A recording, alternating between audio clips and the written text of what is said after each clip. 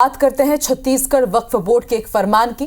जुम्मे पर मस्जिदों में आम रवायत है, यहां मौलवी तकरीर करते हैं। छत्तीसगढ़ पहला राज्य होगा जहां हर तकरीर से पहले अब अप्रूवल लेना होगा।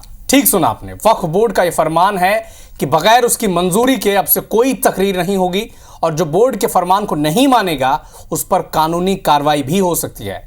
वक्फ बोर्ड के इस फैसले पर मुस्लिम समाज का क्या रिएक्शन होगा ये तो वक्त बताएगा, पर उससे पहले विपक्ष इस पर सवाल उठा रहा है। जाहिर है जब सवाल उठेंगे तो वाद प्रतिवाद भी होंगे और विवाद भी।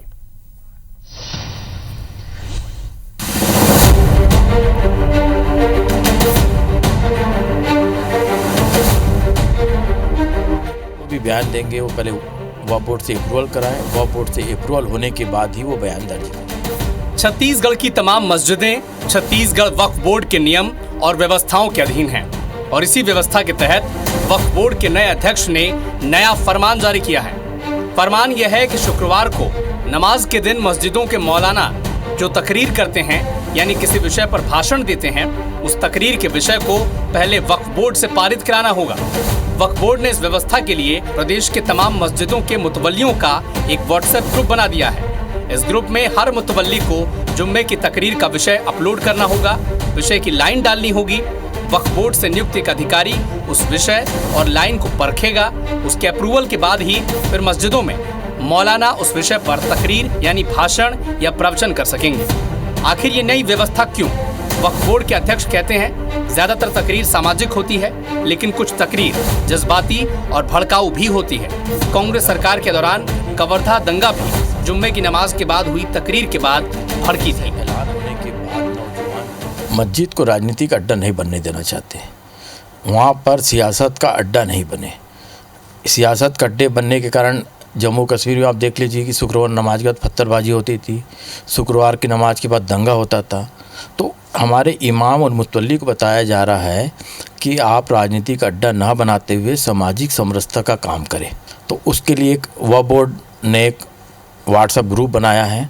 व्हाट्सएप ग्रुप बनाने के बाद जो भी मुतवल्ली है वो जो भी बयान देंगे वो पहले वक्फ बोर्ड से अप्रूवल कराएं, वक्फ बोर्ड से अप्रूवल होने के बाद ही वो बयान दर्ज करें। देखिए इसके पहले तो होती नहीं है, बाकी छत्तीसगढ़ में तो ऐसा मिला नहीं। कुछ कवर्धा का मामला जानकारी में कांग्रेस शासनकाल में आया था कि जो मस्जिदों में से ऐलान होने के बाद नौजवान युवा भटके।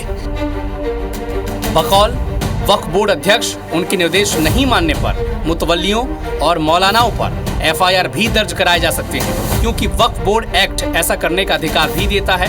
हालांकि प्रदेश के मुतवल्ली कह रहे हैं कि तकरीर में कुरान की बातें ही कही जाती हैं, फिर भी वो ऐसा कुछ नहीं करेंगे कि अध्यक्ष को ऐसा आदेश जारी करना पड़े। जो जुमा की नमाज में जो हमारे यहाँ के पेश इमाम साहब जो बयान देते हैं वो कुरान के रोशनी कर कुरान में जो भी आयते हैं उसकी रोशनी करते हैं, उसका तर्जुमा करते हैं या शरीयत की बातें बताते हैं, अच्छी बातें बताते हैं। यहाँ मस्जिद में तो एक ऐसा है कि आप दुनियावी बातें भी नहीं कर सकते। वक्फ बोर्ड के इस फैसले पर सियासी पार्टियां क्या सोचती हैं, ये भी आप सुनिए। देखिए, बहुत अच्छी बात है कि देश में और छत्तीसगढ़ में सद्भावना का वातावरण बना रहे और इसलिए तकरीरों में ऐसी कोई बात नहीं होनी चाहिए जो एक दूसरे धर्म के विरुद्ध कही जाए और जिससे लोगों में आक्रोश पैदा हो। तो इसमें किसी को आपत्ति नहीं होनी चाहिए। पहली बात तो अगर उन्होंने ऐसा कहा है तो उन्हें अपने अधिकार, अपने दायरे और अपनी कार्यशक्तियों के बारे में पता होना चाहिए। वक्फ बोर्ड के अध्यक्ष का काम ये नहीं होता है कि वो किसी कौम का रहनुमा या ठेकेदार बन जाए। छत्तीसगढ़ वक्फ बोर्ड की ओर से नए निर्देश की जानकारी प्रदेश की तमाम मस्जिदों के मुतवल्लियों को दे दी गई है और अगले शुक्रवार से इसे लागू करने को भी कहा गया है। मकसद बेहद साफ है कि तकरीर सामाजिक सौहार्द और समरसता को बढ़ावा देने वाला हो, न कि सियासी।